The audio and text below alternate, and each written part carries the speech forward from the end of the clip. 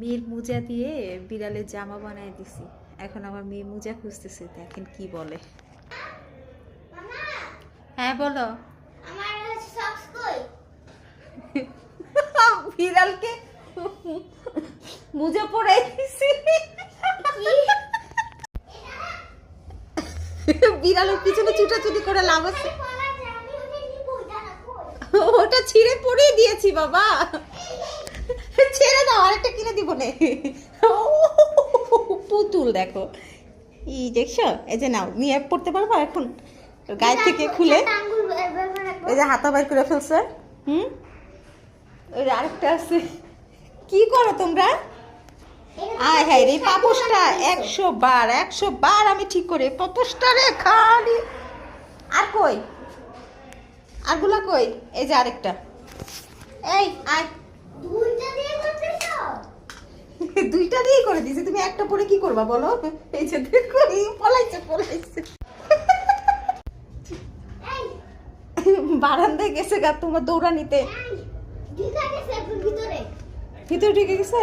বের করো, না তো উপরে যাবে। বারান্দায় ক্যাট প্রুফ করা নাই। বের করছো?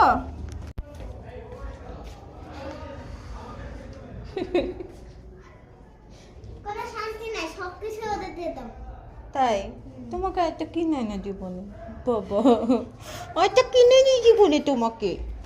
একটা অবস্থা, মানে বাচ্চাদের মোজা এনে দিছি, আজকে 3 দিন ধরে মোজাটা পরে আছে। ওই মোজাটা দিয়ে আমি বিড়ালের হাতা কেটে তারপরে যে বিড়ালকে আমি বানিয়ে দিলাম জামা, যেন ওদের বুকে ঠান্ডা না লাগে, যেহেতু ফ্লোরে ওরা ঘোরাঘুরি করে, হাঁটা চলা করে।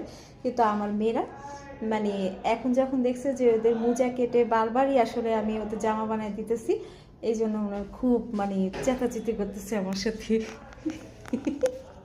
পাপুকে বলবো আর এটা কিনে নিয়ে আসতে। হ্যাঁ, আমি পাপাকে বিচার দেব। আচ্ছা, পাপুকে বিচার দিয়ে পাপাকে বিচার দিবে। দেখো পুতুলের মতো শুয়ে থাকে যখন ওকে কোলে নেওয়া হয়। ওই বাবাই,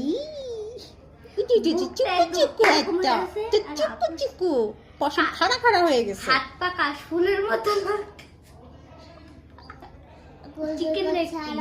তুমি কি মন খারাপ করেছো? মোজা দিয়ে ওদের ড্রেস বানিয়ে দিয়েছে তাই? করনি?